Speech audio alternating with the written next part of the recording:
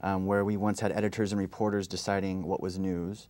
The audience now decides for itself. So I wonder, David, do you think that this is true? Well, much has been made of the fact that the mushrooming diversity of online choices have contributed, and you can view this positively or negatively, have contributed to the phenomenon in this country where you can seek out the people that agree with you, that people will tend to gravitate to those who express a view that is agreeable to them.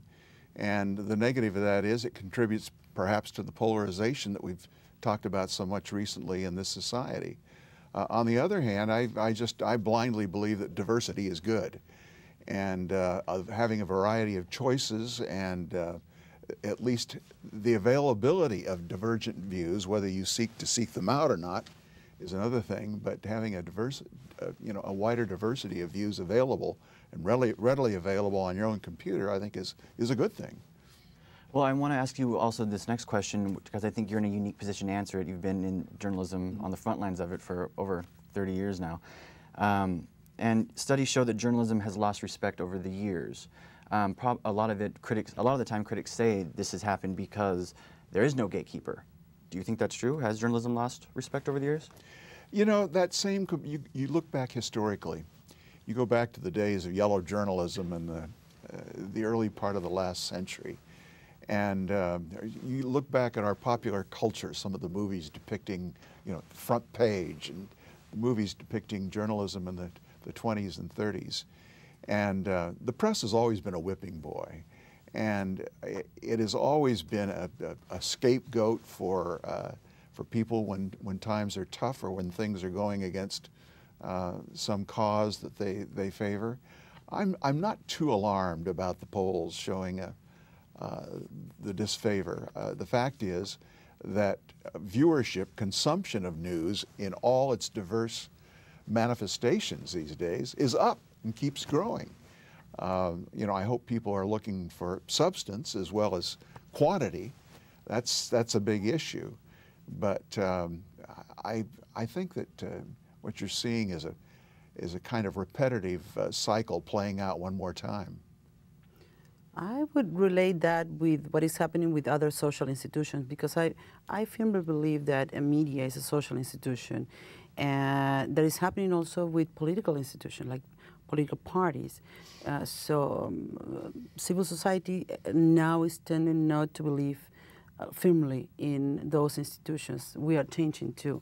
So what the internet and Web 2.0, for example, or Web 3.0, it's doing to a society, it's opening some platforms so you can have alternative flows of information, and that is, I think that is making the change regarding all this credibility of the media too. Well, I think we've come to a consensus that diversity in the media is important. But Jéssica, how can ethnic media stay relevant, especially in America? And you touched on this a little earlier, but especially in America where it's a largely white society. Yeah, well, we are talking in the day that Dream Act, yeah, the Dream Act is being voted and it's not passed.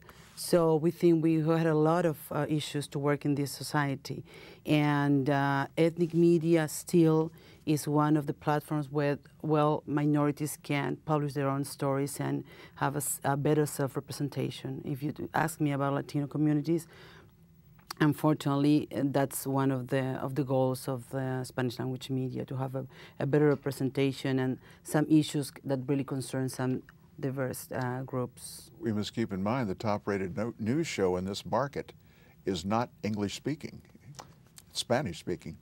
Right, that's true. Well, I know you have a Facebook, and I know I've talked with you. You have a Facebook. Do you have a Facebook, David? I do. Do you tweet? I don't. You don't. Well, how important do you think these social networking sites are today for journalists? Oh, I think they are important, and I think if I don't tweet, it's probably out of lethargy. But I think they're very important. I think that they have to be weighed against the amount of effort and time that goes into them, and I think that's a real concern. But I happen to be involved in a nonprofit that's used Facebook, pardon me, and Twitter very effectively to raise funds. And where I come from, that's good. And so I think they're deservedly important in our society. And I wonder also, why should journalists care about blogging?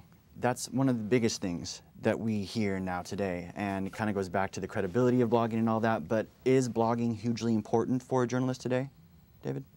I don't know about hugely important. As from the point of view of a journalist, I like the notion, particularly as a broadcast journalist who always, I came out of print into broadcast, and I think for my entire 30-plus years in broadcast, I always felt like I was fighting the time issue.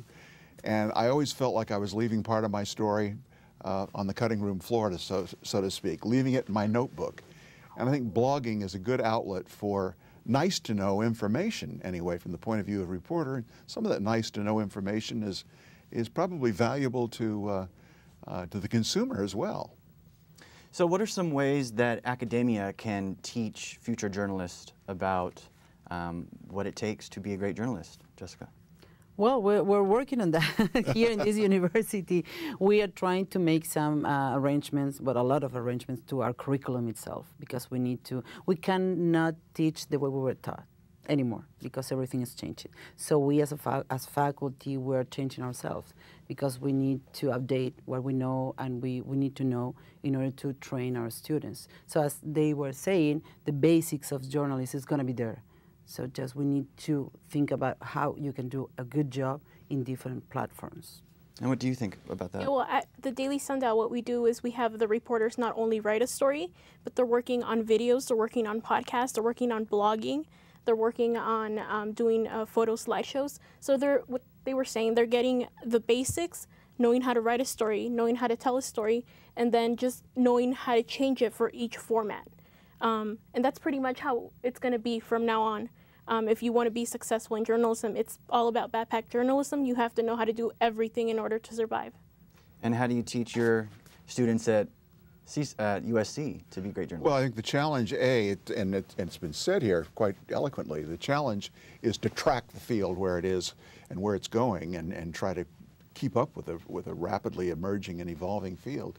But it's still to instill a respect and love for the basics in students, because those are still the building blocks of whatever platform is going to come along. It's still going to be necessary to tell a story effectively, to write it well, and if you're a broadcaster, to present it well on the air. So what are some ways that broadcast news can tell a story different than print?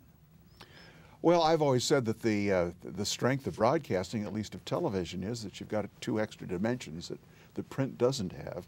You've got the wonderful dimensions of sound and picture, and it's still some of my students get the impression that writing is somehow less important in television. It's more important, if anything, because what you're talking about is not just writing clearly, but writing in such a way that you've got a good marriage of the spoken word, sound, and picture, which is, I think, a fine art in itself. If not a fine art, it's a fine craft. Well, I think it's clear that journalists today need to have all of it. We need to be multifaceted in every segment of journalism. Otherwise, I don't think that we are going to make it. So I thank you all for being here. I wish we could talk about this more. We'll have to save that for another show. We have David Dow as a guest, Jéssica Retis, professor here at CSUN, and we have the editor-in-chief of the Daily Sundial, Yazmín Cruz. I'm Matt Vanderveer, and this is On Point. Have a great day.